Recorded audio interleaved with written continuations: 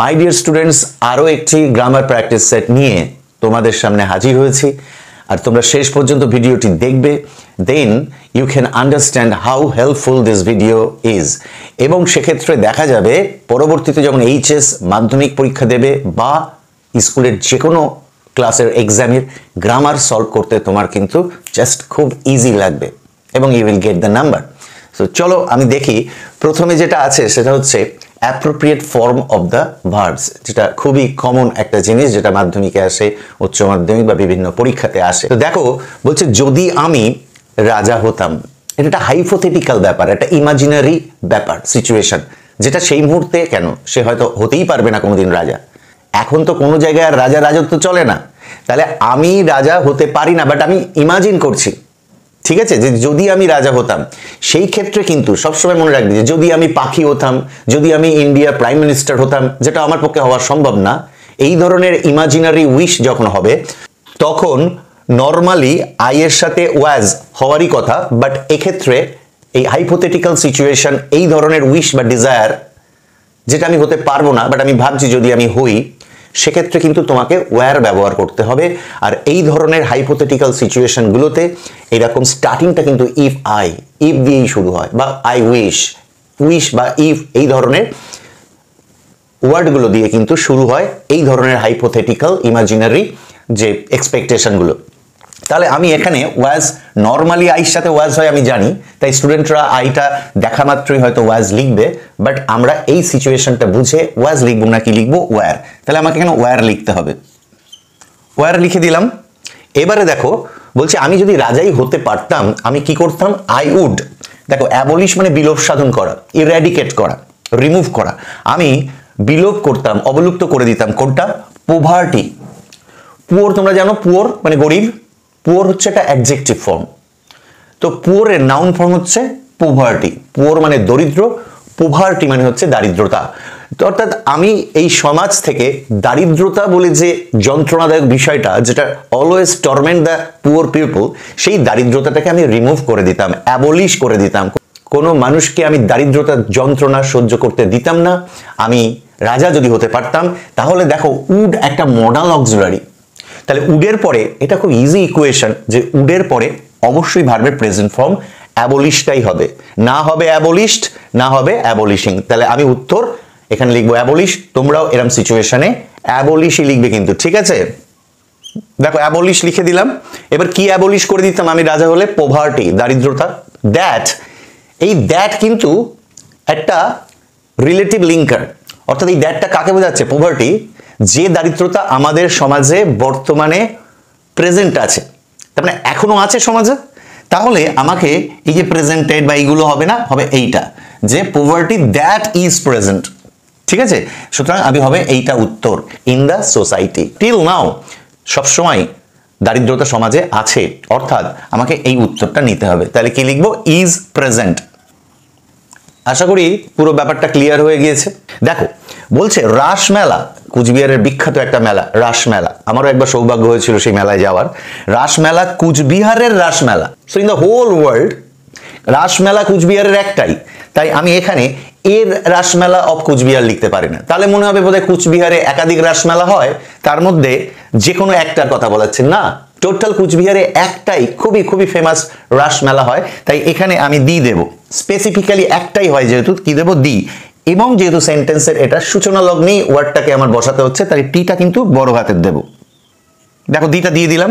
দি রাসমেলা কোথাকার, কোন জেলার, কুচবিহারের রাসমেলা, কুচবিহারের, এই এর বোঝানোর জন্য তোমরা সবাই জানো এখানে কি হবে, অফ লিখে দিলাম, রাসমেলা অফ কুচবিহার।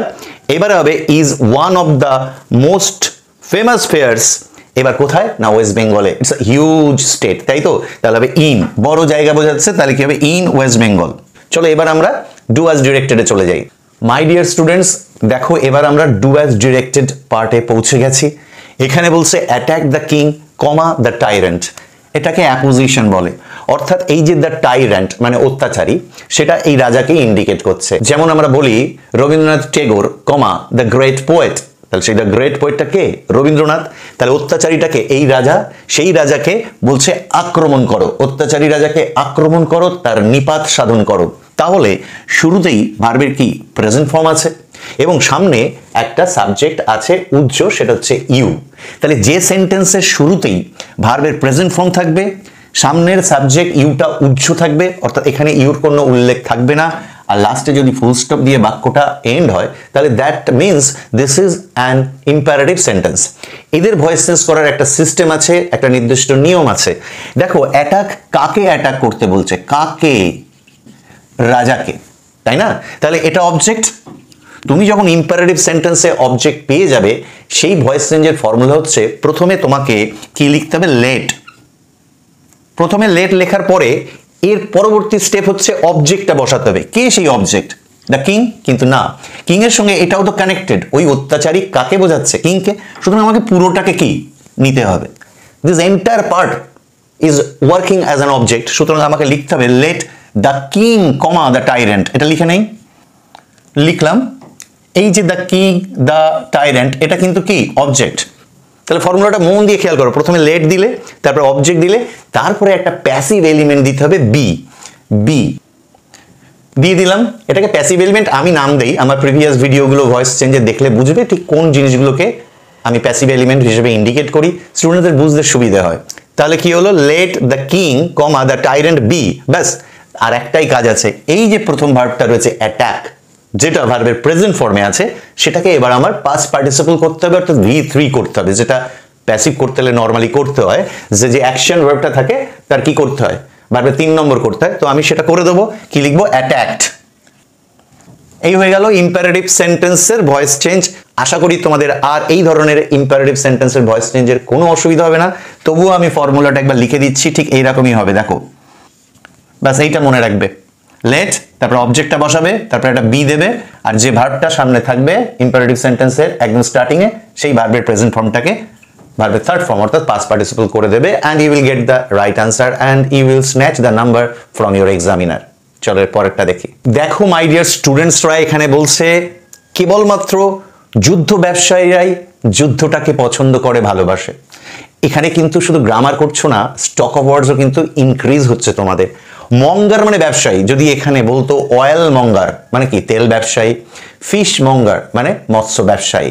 তো এখানে ওয়ার মঙ্গার্স ইন দিস ওয়ার্ল্ড, যে সমস্ত ব্লাডি, যে সমস্ত রক্তাক্ত যুদ্ধ চলে, সেগুলো যুদ্ধ ব্যবসায়ীদের মস্তিষ্ক প্রসূত, কারণ অস্ত্র বিক্রি করে তাদের পকেটটা ভর্তি হয়। তাতে যদি কোনো মায়ের কোল খালি হয়, হোক না, কোনো ছোট্ট বাচ্চা তার বাবাকে যদি অকালে হারায়, বা কোনো নারী যদি অকালে বৈধব্যের শাড়ি, সাদা শাড়ি তাকে পরতে হয়, পড়ুক না, আমার পকেট তো কি হচ্ছে? ভারী হচ্ছে। অস্ত্র যে আমি বিক্রি করছি, ছোট্ট একটা কাজ করলেই মিটে যাবে। এই অনলির জায়গায় আমি লিখে দেবো নান বাট। কি লিখবো? None but. চলো লিখি। দেখো নান বাট লিখে দিলাম, তাহলে অনলিটা রিপ্লেস হলো কি দিয়ে? None but. বাকি যা আছে তাই লিখে দেবো, আমার কিন্তু আর কোনো চিন্তা নেই, বাকি যা আছে লিখে দেবো। দেখো উত্তর কিন্তু কমপ্লিট হয়ে গেল। নান বাটটাকে বসিয়ে দিলে, এটার বাংলা মানে কি জানো? নান বাট ওয়ারমঙ্গার্স মানে যুদ্ধ ব্যবসায়ী ছাড়া আর কেউই যুদ্ধটাকে ভালোবাসে না। এটার মানে কেবলমাত্র যুদ্ধ ব্যবসায়ীরাই যুদ্ধটা ভালোবাসে। এই যে নান ব্যাপারটা চলে এলো না, নো ওয়ান, নান, এটাই কিন্তু করে দিল এই বাক্যটাকে নেগেটিভ সেন্টেন্স, যেটা আমার অ্যাকচুয়ালি চেয়েছে। তবে একটা কথা একটু মনে রাখবে, যদি অনলির পরে কোনো একটা অবজেক্ট থাকতো, যে only a book is on the table, অর্থাৎ যদি এখানে একটা বুক থাকতো, যে only a book is on the table, তখন কিন্তু নান বাট না লিখে আমরা লিখতাম নাথিং বাট। তখন কিন্তু আমরা লিখতাম নাথিং বাট বুক। ঠিক আছে? অর্থাৎ এখানে হিউম্যান বিইংস আছে, মানে মানুষ আছে বলে আমি নান বাট দিলাম। যদি এখানে কোনো বস্তু থাকতো তাহলে আমি দিতাম নাথিং বাট। ব্যাস, এইভাবেই নেগেটিভ সেন্টেন্স তোমরা করবে পরীক্ষায় পড়লে। Best of luck. চলো পরেরটা দেখি। ডু অ্যাজ ডিরেক্টেড এর থার্ড ওয়ানে চলে এসেছি। এটার আমি আর কোনো ডিরেকশন লিখিনি, because it is clearly manifested that আমাকে এখানে ডিরেক্ট স্পিচ থেকে ইনডিরেক্ট স্পিচ করতে হবে। এই ওল্ড ম্যান বক্তা বলছে কাদের? আমাদের, আমরা শ্রোতা। ওল্ড ম্যান আমাদেরকে বলেছিল, অবশ্যই রিপোর্টিং ভার্বটা কিসে আছে? পাস্টে। আর রিপোর্টেড স্পিচে কি আছে দেখো, বলছে motherly love is a unique love, অর্থাৎ মায়ের ভালোবাসা, মাতৃ ভালোবাসা unique love. What is the meaning of unique? অর্থাৎ অদ্বিতীয়, অনন্য, যার তুলনা হয় না। অর্থাৎ nothing can be compared with the love of mother. তাই এই ইউনিক, দেখো ইউটা কিন্তু কি ভাওয়েল, তা ভাওয়েলের আগে কি হয়? অ্যান হয়। এখানেও একই সাথে আরেকটু জিনিস ডিসকাস করে দেই। ভাওয়েল ইউ যদি ইউর উচ্চারণ প্রডিউস করে তাহলে সেটা ভাওয়েল হওয়া সত্ত্বেও এখানে অ্যান হবে না, কি হবে? এ হবে। ইউনিক, ইউনিয়ন, ইউনিটি, ইউনিভার্সিটি সবকটার শুরুতে ইউ ভাওয়েল আছে, বাট তার প্রোনাউন্সিয়েশন আসছে কি, উচ্চারণ কি আসছে? ইউর মতো উচ্চারণ হচ্ছে, তাই না?